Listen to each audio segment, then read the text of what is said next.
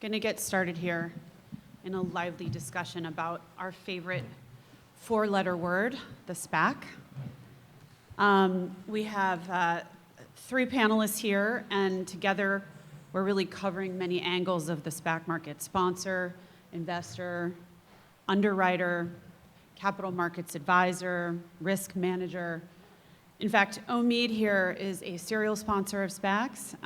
I believe he's behind one of the only SPACs that have filed to IPO of late. I believe Ed is also underwriting, advising that deal. We'll get to that.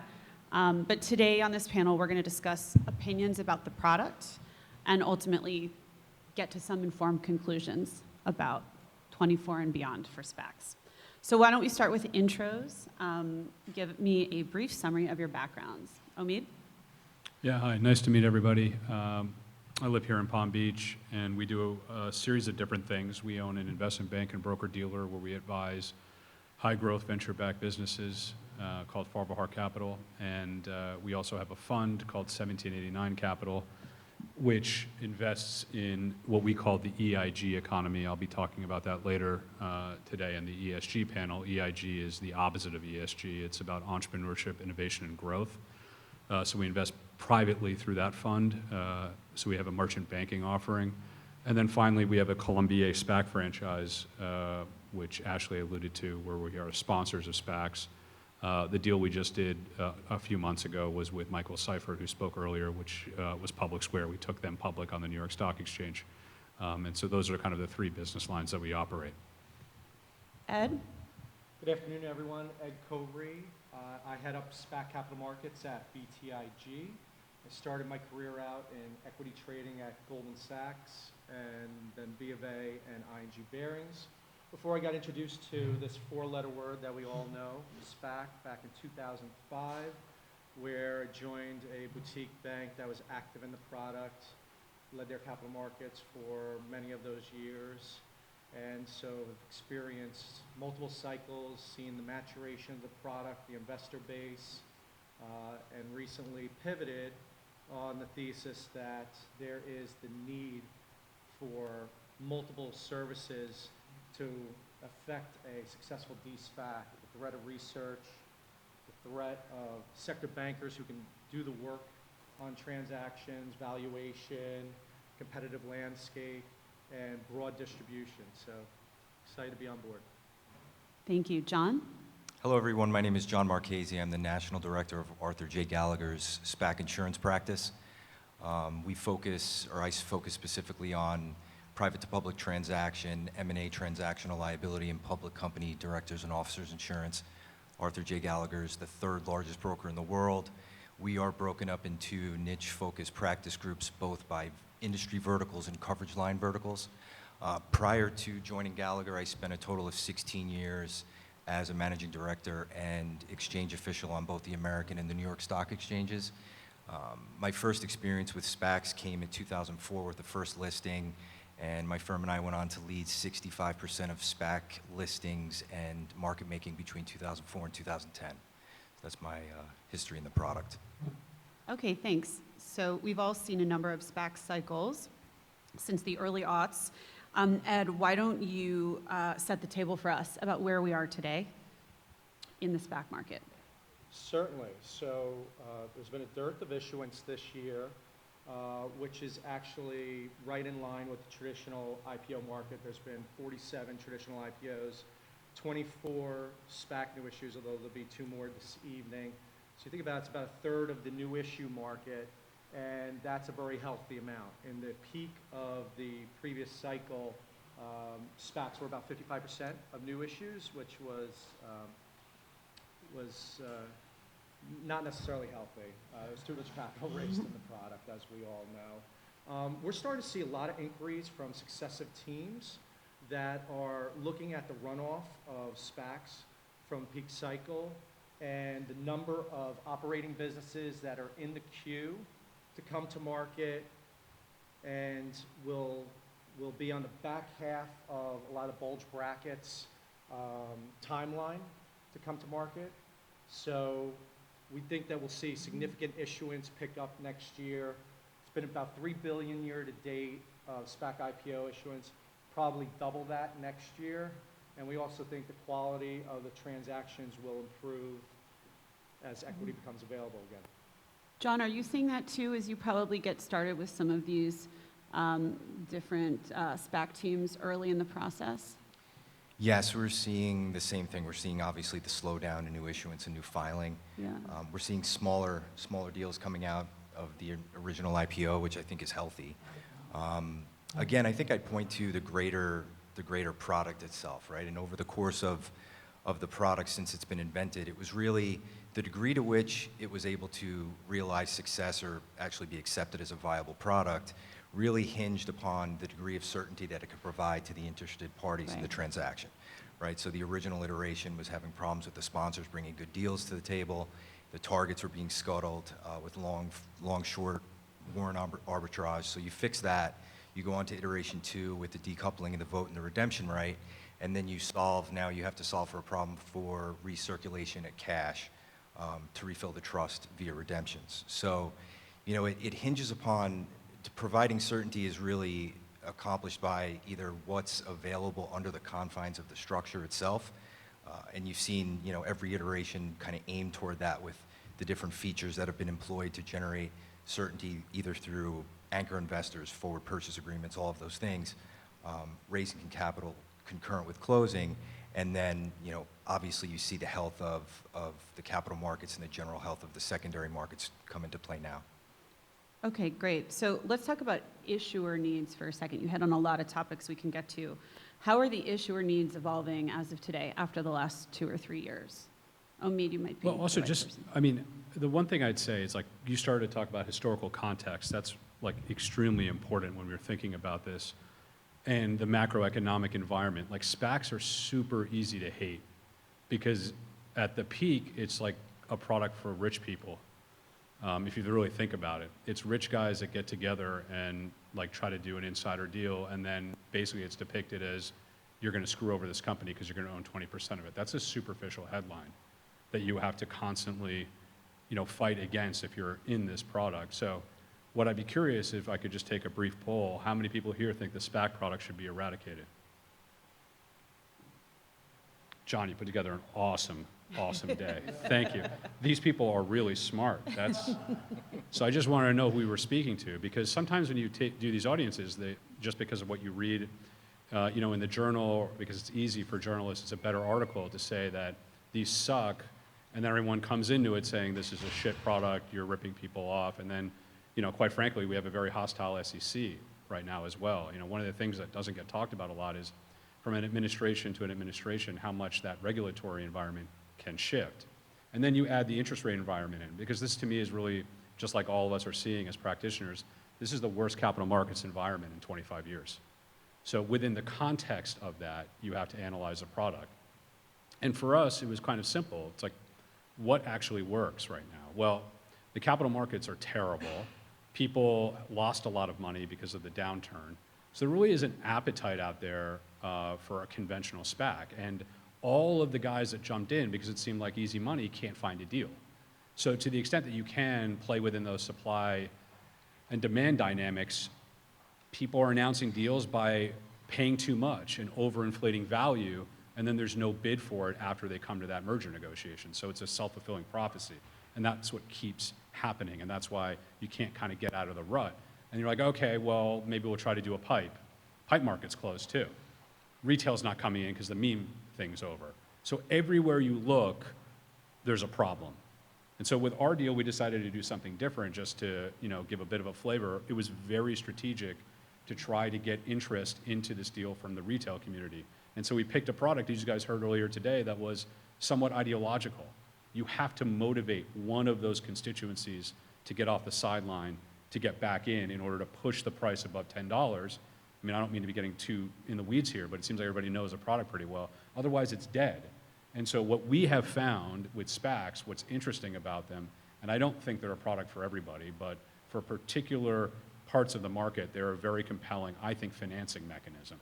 So you have, like, I think, two broad areas you can play with SPACs. One is more conventionally how they used to be for like EBITDA positive, really good PE type businesses, Or if it's a company like we're going after that has some retail interest in it already, that it's a bridge financing vehicle. And in our area, it's been that for the latter, and that is exactly what Public Square was. We didn't have to do any structure. We put no debt on the business because we had that retail support. And we circumvented the pipe market by doing a private raise. So you can do deals, but honestly, they have to be super, super niche, in my opinion, until things open back up. So I just wanted to provide maybe a little bit of a different perspective, but it's highly idiosyncratic. Just like everything else, there was so much free money in there that people overdid it, just like they do all the time in a bull market. So now it's a reckoning, and it's a lot harder to do it. But I think this is where you actually can find alpha in these kinds of environments, because you have to be differentiated. So Omid, is now actually an opportune time to be going after those early stage companies that maybe can't get financed elsewhere? I mean, if you're me, yeah. Yeah. But not a lot of people are. So, Right. And I don't mean that to be arrogant, even though it very much comes across that way. What I'm saying is that we are doing something so specific that we have a plan, that we know who our end user is. If you don't already have that before, you would be doing a kamikaze mission to go do an IPO right now, but yet we are, and want to go back into this market. It's bad. And so I think you definitely have to situate yourself that way if you have any prospect of success. And that's the environment we find ourselves in. But your specific question was around? It was just around the target. So as you Yeah, think about okay, the so target. because we play in the private market, I'd say the other shoe to drop is, I just said capital markets are terrible. The private financing market is awful also. So what is going to end up happening now is another way that you might have some interest in SPACs is these unicorns and all these private companies that got money from Tiger Global are now marking themselves down 80, 90%. They need financing somehow, and they can't get it. So they are going to have to figure out how to raise capital, or they're going out of business. So one thing you'll see is an uptick in M&A as a result of that, because people are going to start picking these companies off. The bigger guys are. And then for the other ones that finance themselves, they might try to use a SPAC product to try to get out. And then I think that would be another area where he might see a little bit more flow. Okay, great. Well, why don't we talk about sentiment, buy-side investor sentiment as it relates to the product? Is there anything you can say about that sentiment today versus a year ago?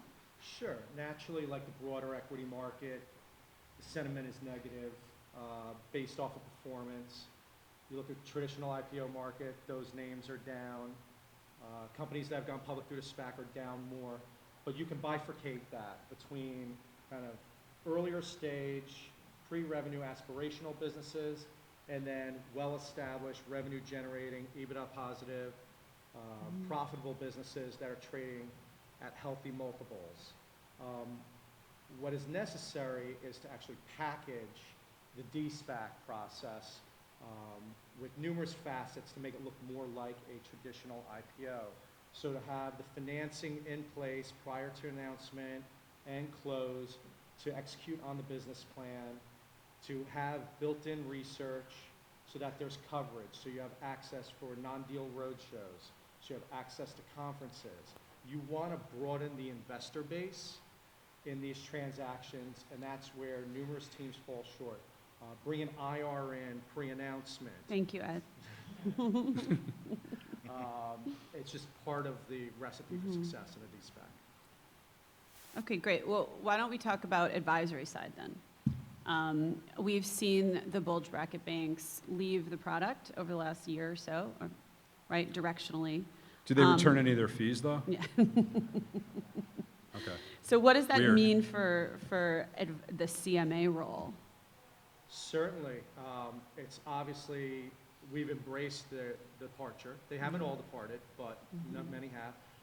We're being solicited by easily 4 sponsors a week who've either announced their transactions or before announcing their transactions, looking to bring in partners who have the thread of research, who have sector bankers, who have broad institutional distribution, historically known as research sales. We call it franchise sales.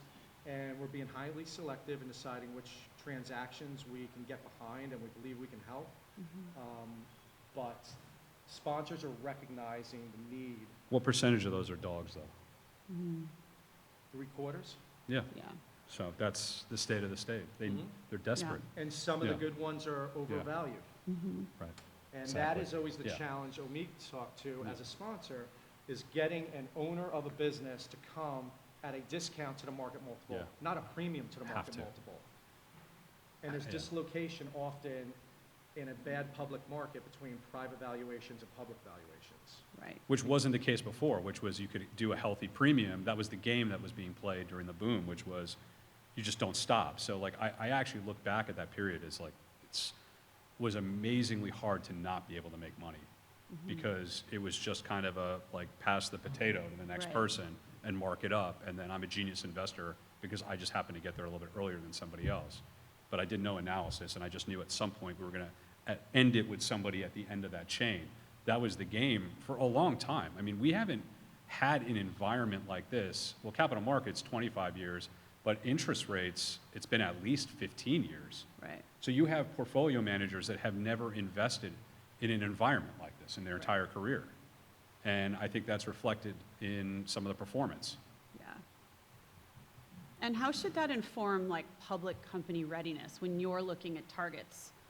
Do you think that there's an opportunity there for these early stage companies to be even more prepared than they were in that I mean, boom again, time? it's unfortunate because you've got these earlier stage businesses that now are going out and getting PCAOB audits, and it's like, I don't know, that's wishful thinking, frankly, but they feel like they have to do that because of what I said earlier, which is that, okay, well, you know, we can't get a venture firm to give us money, but maybe we could go public.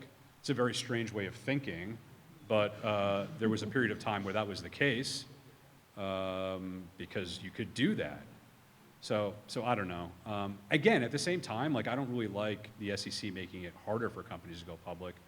We were at the peak of public companies in this country in '95, and due to Sarbanes-Oxley, probably the Jobs Act, before the COVID boom, we were 50% off of that number of public companies. So there actually weren't enough public companies, and then we overdid it with the SPACs, and probably just IPOs generally. Like, I don't know, what's Allbirds doing right now? But that's an Yeah. example of a business that, you know, that was so cool back then, and then all of a sudden everybody makes fun of it. So I just think it's kind of interesting how much stuff has changed, but not because of any other reason, but just really the macroeconomic environment is what shifted. Right. Okay. What about risk management? John, is there anything on the horizon, trends in risk management, trends in what you're seeing for the clients that you're facing? It's a dynamic environment in that the SEC has come forth with guidance for the first time, and that's all still really waiting to be seen how that all actually codifies. You know, there's a lot of novel theories that are being filed with suits by the plaintiffs' bar.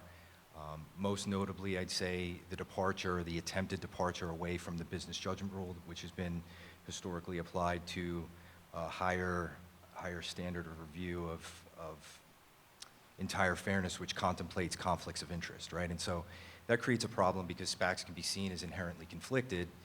So it goes back to good process, right? And so I think the SEC guidance, what it did was it provided guide rails for teams that were perhaps not as well-heeled in the product, not as experienced. And then when you talk to an experienced sponsor, you look and they've been doing this all along. You know, those practices they were behind the scenes. So it opened it up to say, this is what a fulsome process looks like. This is how you manage risk.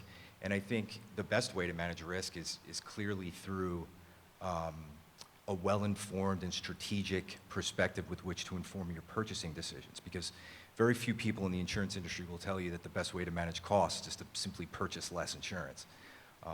But you can do that, you know, when you're well informed. And I think there has to be a huge effort on part of advisors in the industry to educate the targets, because the targets are without really good advisory and good information. Right.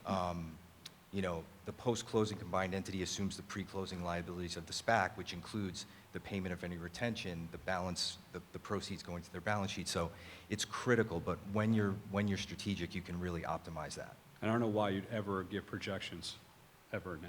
Correct. Right. You're just opening the door up for a problem. 100%. But if you take that out, then, you know, that was a big appeal of the product. Right. Because you could do that. And now they basically backdoored it so you can't, but that's how you kill the product, which is the whole idea. Exactly. You're spot on. Right, and I think if you take it back to the issuer, right, how do you help these companies that are going to list via SPAC be successful in the aftermarket? With that said, they're not going to give guidance now during the process, right? You say we have to be public company ready and market them effectively, right? How else can we empower them, like in the aftermarket, to succeed versus IPOs? So one of the important things is actually accessing true equity investors as opposed to the serial investment community of SPACs, and getting in front of the funds that own comparable companies. And while they might not be comfortable with the multiple, they may not be comfortable with how it's going to trade post de-SPAC, if there's a price for that business in their mind, then there is a price in the market at which they would be willing to buy. So almost like building a book when you take a traditional new issue public, you want to build that book for the de-SPAC. So on any weakness, it'll be met with demand. And that's something that is rarely, if ever, done. Right, and it kind of goes back to what Omid was saying about retail too, if you can find that target. Right, and you have to have a very difficult conversation potentially about valuation. It all goes back to that. So it's like, we can do this for you, but if this is like a get-rich-quick thing, this is not the product because there's no bid at all. So as you said rightly, there has to be a discount, in fact, put to what it's trading. So, I mean, that was a nice thing about working with Michael over there. So, you know, he was very easy to work with. One of the first things he said when we were talking about this deal at Public Square was like, this is like a beginning for me, and so I want to grow into the valuation. It was a very savvy move by an entrepreneur to think that way, because a lot of the guys that you talk to are like, oh, okay, I'll do this, but you need to give me a $5 billion valuation, as if it's a merger between two people. Technically, there's that aspect of it, but who's buying it on the other side of that nice little conversation that you guys had? No one. Or if you manage to make it out, then your stock's going to go down 80 or 90% because no public market investor buys that as a valuation. So if you are going to do it, what was great about working with him is he understood that dynamic, and we priced it as low as possible to say, let's earn a valuation in the public markets. This is just a vehicle to get there, access the public equity that you have, but now do your job and show the world what you can do. Don't say that you're already worth that. So I think that's super important. And with our second vehicle, I mean, we're going to have exactly the same process. We would never play that game because, again, that's contributed to the failures. Right. I think there's a point there on the risk management side too. To your Yeah. point is, you know, underwriters were curious and they were asking, you know, what if there's a SPAC off between 5 SPACs and they have this combination contemplated, say $1 billion valuation? What's to stop one team from coming in and say, we'll pay 5? Right. And the SPAC vehicle in that, it's self-governing in the fact that the secondary market would never support that valuation. Right. So that's one. But that's real, so. true That was benefit one of the the things I product. hated the most about that period of time was the bankers. Even though I guess I am one, but maybe I don't. Okay. Anyway, so but I hated the bulge bracket bankers. Can I say that? You're not okay. Every single one of them decided they were going to have like an advisory business for these companies, these private businesses. So they would just interject themselves into a process and then try to run a bake-off. And all that was doing was pumping the price up artificially because they wanted to get a better fee with no regard for what I was going to do on the back end. And so it was like, you know, again, I kind of made a comment about it earlier, but I mean, you look at culpability, to me, no one is worse. Is this going to be recorded? Than the bulge bracket bankers who did all that underwriting, collected all of those upfront IPO fees, and then abandoned all the SPACs on the back end. Right. And literally got away with it. And now, probably when it's time, we're going to go back into it. So I don't know why anybody would give business to those guys at this point after they did that. They showed you who they are. Sorry, John, who are your sponsors? Well, there you go, Ed. There's a... Yeah, from a sponsor standpoint, you want a firm that's wedded to the product. Yeah. Because the back ends, whether they're structured beforehand or not, it's a difficult process. You're going to need to be able to roll up your sleeves, be creative, and you need to be able to see it through to the end. The bulge brackets want a transaction that's right down the middle of the fairway, and that's a traditional IPO. Right. Rarely is a transaction, a business going public through a SPAC, right down the middle of the fairway, if ever. So you want someone creative who will see it through. Great. That has the resources to get it done. The resources to treat the deal with enough resources like a traditional IPO. So you are marketing it. Great. All right. Well, are there any predictions for 24 that you guys want to leave the audience with before we break? I think we're going to see some interesting businesses come out through the vehicle in '24. We discussed a little bit about the traditional IPO queue at the bulge brackets. You know, the top half of those have a good shot at getting out next year. Back half, not so much. If they have capital needs, they're going to need to come to market. If they want to control their destiny, SPAC would be the option. Or private equity, they're going to give up control. You're always going to get the highest price selling to a strategic, but you're out of the business completely. So SPAC is once again going to be a viable alternative to coming to market in '24. All right. I agree. Yeah. I echo everything that was said. I think there's a focus again on opportunity cost of capital, which is why you're seeing, you know, the absolute strategy, the event-driven strategy up front constrict, right? Because no one knows if there's going to be a rebalancing going forward. You know, there's levers to pull there with the tenor to say, I'm not going to commit this capital for 24 months, perhaps we do 12. But now, you know, you have a protracted closing process that historically we went 90 to 120 days from announcement to closing. Now you're pushing a year. So I think, you know, I'm focusing on that, the opportunity cost of the capital, to see where it's flowing and see how well capitalized these things are. And again, I mean, on my side of the business, it's happy investors don't sue. So we could focus in on the capital market side. That gives us a lot of intel. I mean, my prediction is that it's unlikely that Biden's the nominee. There you go. Or did you want one about SPACs? Okay, sorry. So, yeah, I actually do think you're going to see a slight resurrection of the product, but in the way that I described, which is super niche-y and idiosyncratic. This is not coming back anytime soon the way that it was. Noted. Do we have any questions from the audience? Yes, go ahead. Can you talk a little louder? Sorry.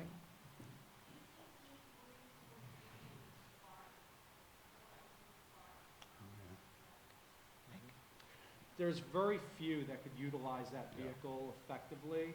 And if you see in those docs, he's committed, what, $400 or $500 million to the back-end transaction to make sure that that transaction gets done before going to market. So other than financial sponsors who have the wherewithal of captive capital to put those resources behind it, you'll see very few. I think it's interesting, though, that he got through that. I Yes. was surprised, actually, to your point, that it actually got, you know, through the SEC, which I was just kind of critiquing earlier. But yeah, for those kinds of guys, like the big private equity shops or financial sponsors, they could make use of it if he demonstrates precedent and actually gets it done. So I'm all for innovation and variations of products. So, you know, I applaud him for doing that. Hi, go ahead. Do you see there is any opportunity for this first round of SPACs that some of the technologies are useful and there's a lot of IP and then patents associated with some of them? Do you view them as takeover opportunities and as a distressed product? What happens to like a 30-cent SPAC that started at $10? Still has That's actually like, so I got pitched on, a fund doing exactly what you're talking about, which is to go after some of these kinds of deals where you could either take a control position, which there's like a SPAC tax. We all know that now on some of these businesses, particularly ones you're identifying that might have some very interesting IP or tech. But hey, it's a SPAC, doesn't matter, it sucks. It should be $1 or 50 cents. I'm not even going to consider it because it's one of those. And in those cases, I think it could be very interesting now that we have hundreds of them, where you could have, you know, an intrepid investor to go and try to put something together to try to pick that stuff off, and then, you know, do some sort of operational improvement to it, and then sell it for a premium if they had the wherewithal and desire to do that. Otherwise, I think, as you also pointed out, you're just going to have a robust M&A environment where incumbents in whatever space they are going to basically be able to buy them for cents on the dollar. About 17 months ago, there was a lot of talk amongst private equity at sifting through some of the carnage and picking out some of those valuable names and taking them out. And we've only seen a handful because of rates. It's for one reason. Rates rose so quickly. We know the private equity model of looking to lever up acquisitions. That's the reason we haven't seen more. But there's absolutely an opportunity to look through those names that came public and find some diamonds in the rough. Great. Oh, one more. Okay.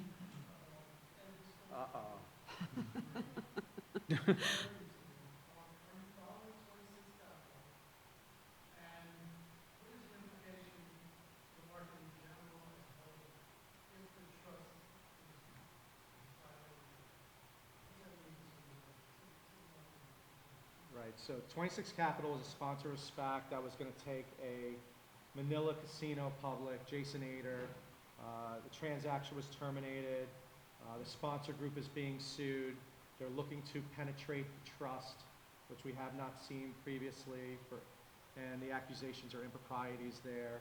I think it's going to be very difficult for them to pierce that veil.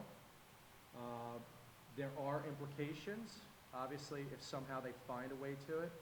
I think similar to this product, if that were to happen, I think that sponsors, the underwriters, counsel around the product will look to ways to innovate and once again protect that trust from penetration, but it's kind of right in your wheelhouse. Yeah. Did they have waiver against trust? All right, I well, believe they did. I believe there was a waiver against the trust, correct, in that transaction? There was a waiver against the trust. Well, every sponsor should have a waiver from every vendor they speak to, every company they speak to, so, you know, if they were negligent in having a waiver signed, that's a problem. yeah. Right, John? I'd be shocked if there weren't. In talking about the Spac, though, we will see innovation that's coming to market this year and likely in the not too distant future. You know, there's a lot of smart people around this product. There's been a lot of smart people around this product for years. There is a better mousetrap. We don't necessarily have the answer today, but there are a couple of ideas out there that we will likely see at least one, if not several, come to market in '24. And so may not solve the ultimate issue for equity on the back end, but step in the right direction. So keep a lookout for them. All right, well, thanks, gentlemen, and thanks, everybody. Thank you. Thank you.